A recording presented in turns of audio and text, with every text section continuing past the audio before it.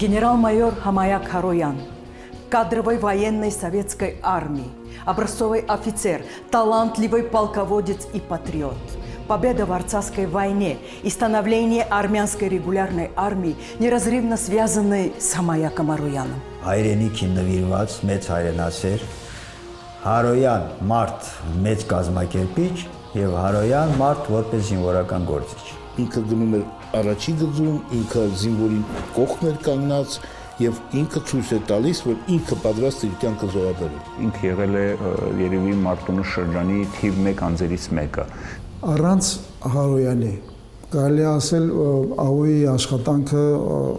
այն չէր լինի, իմ կարծիքն է դա ասում։ Դրանք իրար լրացրել են։ Համայակ Հարոյան, խորհրդային բանակի գնդապետ։ Հայաստանի ավերիչ երկրաշարժի ժամանակ նա մարդկանց կյանքեր էր փրկում։ 91-ին պայքարում խորհրդային զորքերի կամայականությունների դեմ, պաշտպանում Հայաստանի սահմանները։ Նա հսկայական դեր խաղաց Ղարաբաղի պաշտպանության եւ Արցախյան բանակի հաղթական հարձակման գործում։ Նա շատ բան արեց, որպեսզի հայկական բանակը ձեռք բերի իր ներկայիս փառքն ու ուժը։ Ինքը այն ռազմական գործիչներից էր, այն քայլող հերոսներից է, որ իր անունը մնացել է ստվերի մեջ։ Իրեն սիրում եւ հարգում են որպես լավ մարդիկի, Ղարաբաղցու բարբարով ասած դուխով հրամանատարի։ Իր արիությունները, որ պահի տակ իր մոտ ինքը ցուցաբերել է, դա ընդամենը զինվորներին ոգի էր տալիս, ոգևորում էր, բայց իր ընդհանուր արած աշխատանքի դա չնչին մասն է։ Ինքը չի համարում, որ ինքը ինչ-որ դա արել է, դա հերոսությունական, ես չգիտեմ ինչ է, նա ուղղակի կատարել է իր պարկը որպես սպա եւ որպես հայ։ Село Арек. Сегодня оно носит имя Тату. И каждый его житель гордится, что эта земля родила не только национального героя Армении Татула Карпияна, но и еще одного прославленного героя Карабахской войны Համայակը Հարոյանը։ Հայրս շատ ազգասեր եւ շատ վճռական տրամադրություն օժտված մարդ էր։ Իր ազգի, իր հայրենիքի նկատմամբ։ Մայրս էլ առավել։ Համայակը ծնվել է 1949 թվականին իսկական հայ մտավորականների Վարազդատ եւ Մանուշակ Հարոյանների ընտանիքում։ Նրանց կյանքի գլխավոր իմաստը իրենց 6 երեխաներին արժանավոր մարդ մեծացնելն էր, ինքնամոռացության աստիճանի նվիրված իրենց ժողովրդին եւ հայրենիքին։ Իմ ընտանիքի բոլոր անդամները ազգասեր են եւ համարյա բոլորը մասնակցել են Ղարաբաղի պատերազմին։ Ավակ եղբայրս Վաչական Հարոյանը 2 անգամ եղել է ազգային ժողովի պատգամավոր Հայաստանի կարկառուն դեմքերից։ Փոքր եղբայրս եղել են վերջի աշխատանքը Նայրիտի գլխավոր ինժեներ։ С детства Համայակ мечтал стать авиатором и всей душой стремился в небо. В этом выражалась его суть, в стремлении к высоте, свободе и правде. Ես սպորտային ձև չկար, որ ես զբաղված չնեմ։ Ֆուտբոլ, բոքս եւ այլ, բայց շատ եմ սիրել ավիամոդելիզմը։ Մասնակցել եմ հանրապետական բոլոր մրցումներին եւ մեկնեցի Խարկով, որպեսզի ընդունեմ Խարկովի ավիացիոնի ինստիտուտ։ Ընդունվեցի, բայց ոչ ցերեկային օչն է ադելենը, այլ վեճերն է ադելենը։ Մի պայմանով, որ ես ավիացիոնի զավոդում պետք է աշխատեմ։ Պատանի Համայակին չհաջողվեց օդաչու դառնալ եւ նա ընտրեց այլ ճանապարհ։ Դարձավ Խարկովի ինժեներահրամանատարական ուսումնարանի կուրսանտ եւ հրթիռաձիգի մասնագիտություն սովորեց։ 4 ընկերներ ենք, աշխատում ենք այդ զավոդում մինչև ժամը 6-ը։ Մրոտ, կեղտոտ, զակլյոկայի կանում։ Դուրս ենք գալիս աշխատանքից, գալիս ենք, որ պետք է գնանք դասի, գալիս ենք, դասի ժամանակ քնում ենք։ Այդպես այդ 4 տղաները մեր 2 ամիս հետո տեսանք, որ սովորել անհնար է։ Համայակ Хароян стал не просто классным специалистом, а умелым и всезнающим командиром, отличным знатоком не только ракетного дела, но и воинского искусства. 73 թվին ավարտելուց հետո ծառայությունը սկսել եմ Սվաբոդնի քաղաքում, Կոսմոդրոմ Վոստոչնի։ 8 տարի ծառայելուց հետո տեղափոխվել եմ ծառայության Կրասնոյարսկ, Նա անցել է լրջագույն ծառայություն, լրջագույն զորամասերում, կոպվել այդտեղ, ստացել է այդ գիտելիքները եւ որպես սպայ կայացել ամենակարևորը։ Զորքերը, որտեղ ես ծառայել եմ, եղել են ստրատեգիական նշանակության հրթիռային զորամասերում եմ ծառայել։ Եվ շատ արագ առաջընթաց ունեցա ես։ 1983-ին Հմայակին հաջողվեց ծառայության անցնել Հայաստանում։ Նա սկսեց դասավանդել, նշանակվեց Երևանի սովետական շրջանի քաղաքապաշտպանության շտաբի պետ, հետո Հանրապետության քաղաքապաշտպանության շտաբի պետի տեղակալ։ Առաջավոր շտաբ է եղել իմ շտաբը եւ լավ գնահատականներ է ստացել։ В 1988 году Армению охватило Карабахское движение, а затем последовало страшное Спитахское землетрясение. Համայակ Արոյան не мог остаться в стороне от тяжелых испытаний. Սկզբի օրվանից մինչև վերջի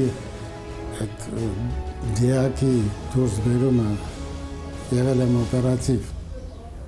այդպես աշխատանքի մեջ Սպիտակի երկրաշարժի օջախում։ Он спасал людей в зоне бедствия, а затем встал на защиту своей страны. Սովետական բանակում տարբեր մեդալներ կան, բայց ես գնահատում եմ Զաբաևի զասլուգի մեդալը, որը շնորհվել է երկրաշարժի այդ լիկվիդացիայի աշխատանքների համար։ Հմայակ Հարոյանը օղակ գործողության ժամանակ պաշտպանում էր բնակչությանը խորհրդային զորքերի բռնությունից եւ կազմակերպում սահմանների պաշտպանությունը ադրբեջանցիների հարձակումներից։ Կանչեցի ղեկավարին կապիտան էր։ Իսկ իմ ուսադիրները գնդապետի էին։ Ասեց ո՞վ է քեզ թույլ տվել ճանապարհը փակել ես։ Դե ինձ շրջկել տրոնից են ասել փակել։ Ասեցի հենց հիմա զանգում եմ այդ գեներալին, որ դու ստեղ ազգամիջյան մանես առաջացնում։ Հենց հիմա բացի ճանապարհը։ Սա լսեց բացեց ու ասեցի սրանից հետո ոչ մի դեպքում այս ճանապարհը պետք է բաց լինի։ Դու ես պատասխանատու։ Хамаяк Ароян еще был офицером советской армии, но уже играл огромную роль в освободительном движении Армении. Ես դեռ քաղաքապաշտպանության շտաբի սպայ եմ, բայց պաշտպանական կոմիտեն իմ տեղը գիտեր։ Հանձնարարություն ուղղակի էր տալի առանց շտաբի։ Քանի որ ինքը եղել է այն ժամանակ եւ իմացել է հանրապետությունը, քանի որ ինքը ծառայում էր քաղ պաշտպանությունում, ինքը ստացել էր շատ հանձնարարություններ, կոնկրետ գործողություններ իրականացնելու համար։ 92-ի ամռանը Ադրբեջանը բացահայտ հարձակման անցավ Ղարաբաղի դեմ։ Հմայակ Հարոյանը ժամանեց Մարտունի, այնտեղ որտեղ Ադրբեջանը պատրաստվում էր վերջին մահացու հարվածը հասցնել։ Մենք դեռևս հազիվ հասցնում էինք պաշտպանական մարտեր մղել։ Դա այն մոմենտներն էր արդյոք կկարողանանք դիմակայել թշնամուն, թե չէ։ Առաջի իսկ օրը հարց տվեցին ինձ։ Եկել եք հանձնելու, ասեցի եթե այդպիսի տրամադրություն ունեք, ուրեմն ես վերջինը կլինեմ, որ դուրս կգամ։ Որպես պրոֆեսիոնալ զինվորական մասնագիտական ունակություններով եւ հատկանիշներով բոլորիս ուղղում էր այն հիմնական աշխատանքները, որ անհրաժեշտ է իրականացնել։ Мог ли предполагать Хамаяк Ароян, когда в июле 92-го впервые приехал в Мартуни, что защита этого края станет миссией его жизни? Գործողման ժամկետը եղել է 1 ամսով։ Տղաները եկան, որոշակի աշխատանք կատարեցին, եւ գործողումն ավարտվեց, բոլորը վերադարձան իրենց ծառայության վայրը։ Գնդապետ Հարոյանը մնաց։ Ընկեր Հարոյանի առաջարկությունները, ընկեր Հարոյանի ընկալումները դիրքերը կառուցելու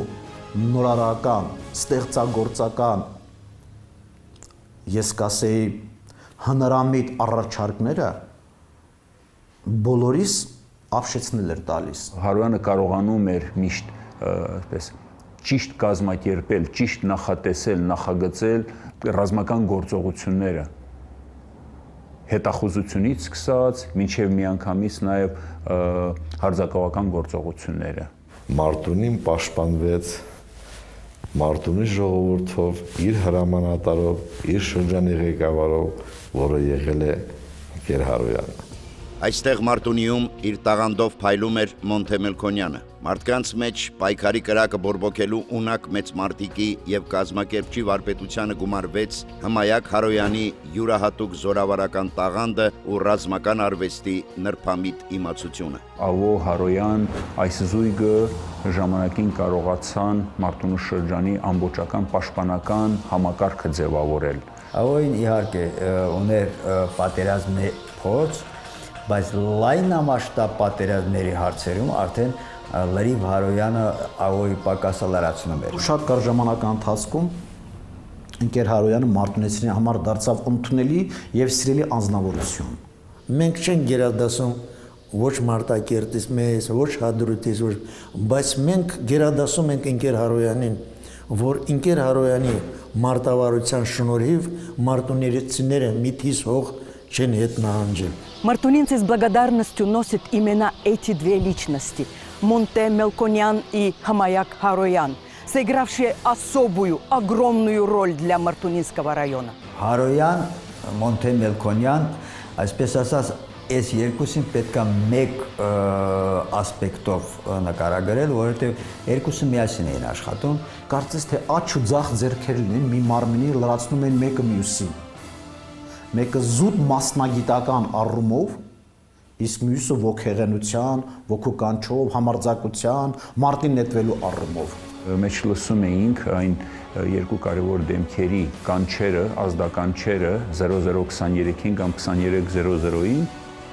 արդեն այստեղ մեր համար ակնհայտ էր, որ ամեն ինչ հաջող պիտի ավարտվի։ 00-ն Ավոն էր, 23-ը Հարոյանն էր։ Հմայակ Հարոյանը բոլորին ապշեցնում էր ոչ միայն ամենաանհավանական մարտական գործողությունը ծրագրելու եւ իրականացնելու կարողությամբ, այլև անձնական հանդուգն քաջությամբ։ Այդ մարդուն վաղ բառը չի եղել։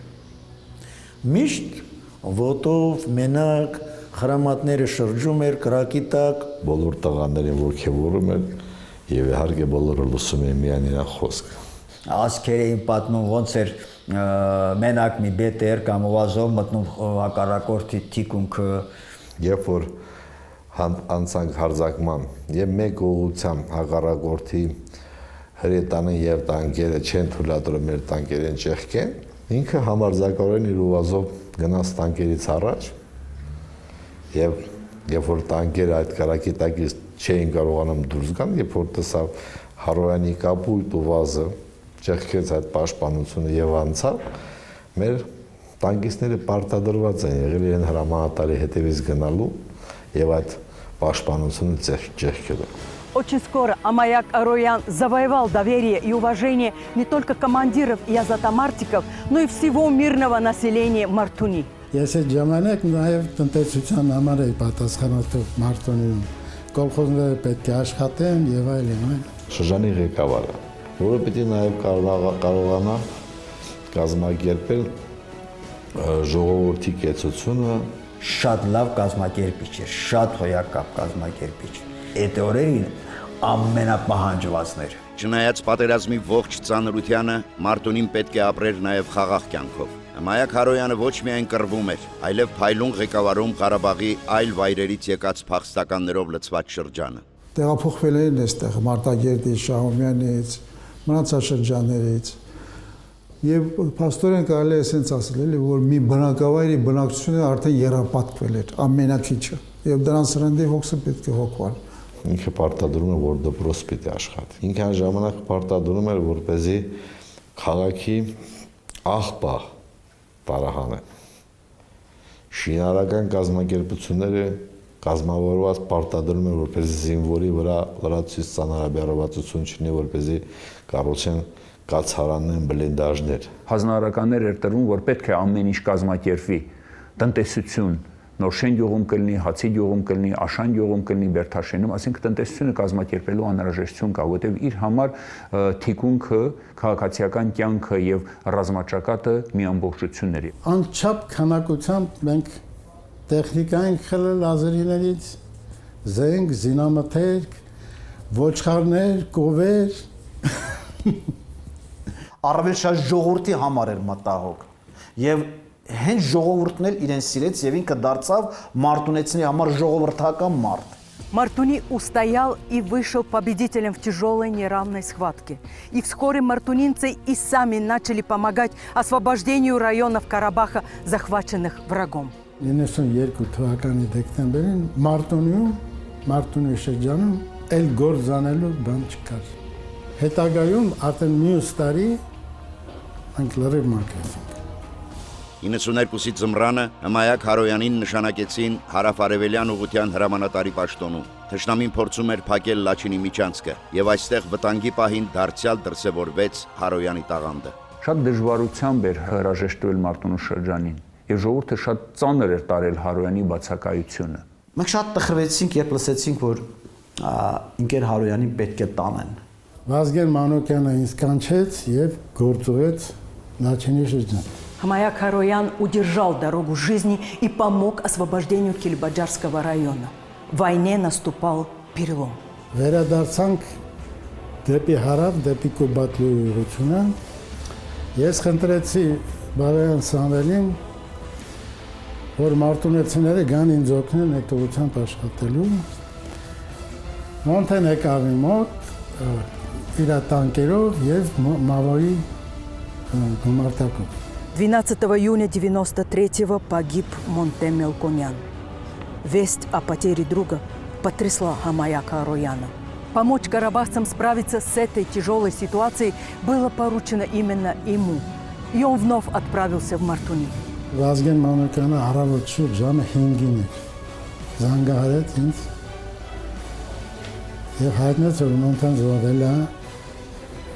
եւ շտապ եւ պետք է գնամ Մարտունի։ Ավոյի կորուստից հետո միակ անձը, որի հետ հույսեր էր կապում մարտունեցին, Մարտունու շրջանի եւ նաեւ Մարտունու հրամանատարները, դա Հարոյանն էր։ Ինքը այդ ընթացքում մեզ հետ էր եւ այդ ընթացքում մենք կարողացանք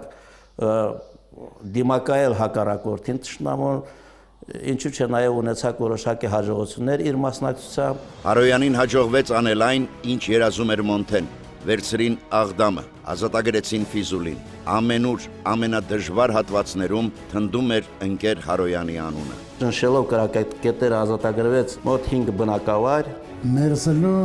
Բաղմանլար, Եղլավանդ, ընդཐུպ մինչև մոտեցանք Աղդամի ալերաղացին։ Մի անգամից Աղդամն էլ լրիվ մաքրվեց։ 93 թվականի օգոստոսի 15-ից սկսած մինչև օգոստոսի 23-ը Ֆյուզուլի կրակակետերի ոչնչացումը, բնակավայրերի ազատագրումը հենց անմիջապես պարոն Հակոբյանի եւ պարոն Հարոյանի անմիջական ղեկավարությամբ եւ մասնակցությամբ իրականացրել են։ Товарищ Хароян, именно так к нему обращались окружающие. Настолько был велик его авторитет среди подчиненных, командования и местного населения. Բոլոր մարտունեցիները առ այսօր կանչում են ինքեր Հարոյանը, մեր Հարոյանը։ Մենք բոլորս պարոն Հարոյանին դիմում ենք որպես ինքեր Հարոյան, խոսում էր մասին, որ դա իրոք ինքը արժանի էր եւ ինքեր եւ ղեկավար լինելու։ Պատերազմի ամենավերջում Հմայակ Հարոյանը կրկին ուղևորվեց այնտեղ, որտեղ ամենադժվարն էր։ Հենց նա կանգնեցրեց ադրբեջանցիների վերջին հարձակումը Հորադիզի շրջանում։ Մարտ ամսին մենք խելացինք ահագին տարածք եւ գյուղեր ազերիներից Հորադիզի շրջանում։ Ապրիլ ամսին ազերին մի գյուղ հետ վերցրեց։ Харуян уже готовился к наступлению на Мирбашир, но враг, растратив последние силы, запросил мира. Հրադադար։ Եվ եթե Միրբաշիրը հետ շպրտենք այսօր այդ Մարտակերտի ուղղությունը լրիվ կապահովել ոնց որ Մարտունին է։ Ղարաբաղյան պատերազմից հետո էլ պահանջված եղավ Հմայակ Հարոյանի տաղանդը։ Պետք էր կարգուկանոն հաստատել Բաթումիից Հայաստան ճանապարհին։ Պետք էր ավարտել բանակաշինությունը, զինել այն, ամրապնդել կարգապահությունը, ստեղծել նոր զորամասեր։ Ես ուզում եմ ընդգծել իր ներդրումը բանակի կայացման, երբ որ նա զբաղեցրեց պաշտպանության նախարարի տեղակալի պաշտոնը սպառազինության գծով։ Զբաղվել եմ զինվորական տեխնիկայի վերականգնմամբ, ձեկ բերմամբ, ստեղծել եմ զորամասեր, այդ թվում նաև ոչ սպառազինության զորամասեր։ Многие помнят торжественный парад победоносной армянской армии в 5-ю годовщину независимости республики. Но мало кто знал, что вызвавшая всеобщую гордость и ликование боевая техника – заслуга заместителя министра обороны по вооружениям генерала-майора Համայակ Հարոյանը։ Ավելի քիչ տեխնիկայի քանակով, բայց իր մարտունակ լինելու պատճառով կարողացանք հաղթանակ տանել պատերազմի ժամանակ, երբ որ Ադրբեջանը ուներ կրկնեմ մի 5-6 անգամ ավելի այդ տեխնիկա։ Հենց ինքը սկսեց այդ ուղղությամբ առաջի տեխնիկաները տեղական ուժերով հարմարացնել մեր պատերազմի պահանջներին։ Կոմիկը վերցնում էր այն տեխնիկան, որը մենք ունեինք, եւ ուժեղացնում էր դա այլ զինատեսակներով միավորելով եւ դարձնում էր դա նոր զինատեսակ։ Շարլ Ազնավուրը մի անգամ եկավ եւ Վազգեն Սարգսյանը հրավիրեց այդ տանկերը տեսնել։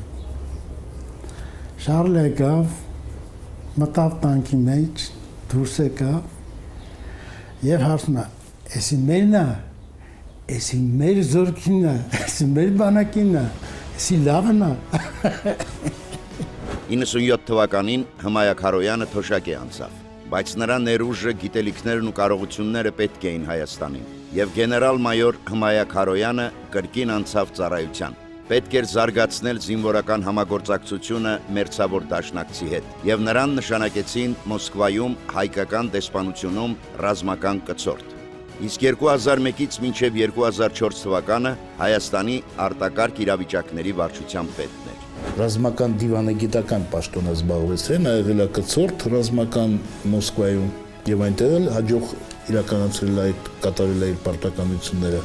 Ոչ միայն իր զինվորների, ոչ միայն քաղաքացիական բնակչության, այլ նաև ավելի բարձր հրամանատարության նկատմամբ ինքը շատ խիստ էր եւ շատ պահանջկոտ էր։ Այդ էր պատճառը, որ տարբեր առիթներով Հարոյանի կերպարը, այսպես ասած, մնացել էր ստվերում։ Անգերության մեջ նա շատ հստակ, կայուն, ամեն ինչի պատրաստ անձնավորություն է եղել։ Ինքեր Հարոյանը նաև ուներ ստեղծագործական շնոր, աստվածատուր շնորհներ ուներ։ Ինքեր Հարոյանը շատ ուժեղ քանդակում էր, աղբյուրներ է քանդակել, խաչքարեր էր քանդակում, իր այդ հոգևոր արտնությունը, ինչ որտեղ այդ ներաշխարի ուրեմն ներըմբռնումները, իր հոգեապրումները արտահայտում էր այդ արվեստի միջոցով կոթողներ կառուցելով, կոթողներ քանդակելով։ Հմայակ Հարոյանը եւ նրա կին ու զորակից Կարինեն արդեն 40 տարի է ամուսնացած են եւ արդեն թորներին են դաստիարակում ու շատ հպարտանում են իրենց զավակներով, Դիանայով եւ Հայկով։ Հայկը շարունակում է հոր գործը եւ ծառայում հայկական բանակում։ Իմ տղան 6 տարի ծառայել է Մարզակերտում եւ դրանից եմ ասել դու պետք է ծառայես այնքան ժամանակ ինչքան որ պետք է Ղարաբաղում։ Сегодня генерал-майор Համայակ Հարոյան в отставке. О военных подвигах Харояна помнят ветераны Карабахской войны, а мартунинцы и по сей день испытывают настоящее почтение к товарищу Харояну. Հանդիսանում եմ Մարտունի քաղաքի պատվավոր քաղաքացի։ Մեր ժողովուրդը ես որքան գիտեմ իրեն միշտ հարգել են, հարգում են ու կհարգեն։ Երբ որ լսում եմ իրեն ազգանունը, իրեն տեսնում եմ, ես ուրախությանս չափ սահման չկա։ Ինձ համար իսկական հերոսը Ինքեր Հարոյանն է։ Գեներալ-մայոր Հմայակ Հարոյանը Հայաստանի եւ Ղարաբաղի մարտական խաչ առաջին աստիճանի շքանշանի ասպետ է եւ նրա անունը Ղարաբաղյան պատերազմի շատ մարտիկներ ու հրամանատարներ վաղուց որպես իսկական հերոսի անուն են արտասանում։ Գեներալ Հարոյանը եւ իր նման մարտիկ ապահովել են մեր հաղթանակը։ Միանշանակ ես կարող եմ ասել, որ ինքը վաղուց արժանի էր Արցախի բարձրագույն կոչման ոսկե արծիվ շքանշանի։ Պետք է պետությունը հավուր պատշաճին արժանի մատուցի Ինքեր Հարոյանի։ Եվ մեր հերոսների կողքին պետք է լինի նաև Ինքեր Հարոյանի կենթանի հերոս։ Ճիշտ է, երկու վերահատություն տարել եմ սրտի, բայց կարող եմ ջահելների հետ մտնել խրամատ, գնալ առաջ։ Եթե ոտքով չի, գոնե վիլիսով կարող եմ։ Մենք միշտ պետք է լինենք պատրաստ։ Պատրաստ կրվելու եւ հաղթելու, անպայման հաղթելու։ Генерал-майор Хамаяк Харуян, образец офицера, человека чести и воинской доблести, воин, который в боях заслужил свою славу и принес Родине победу. Его имя навсегда останется рядом с именами великих полководцев Армении, и поэтому он герой.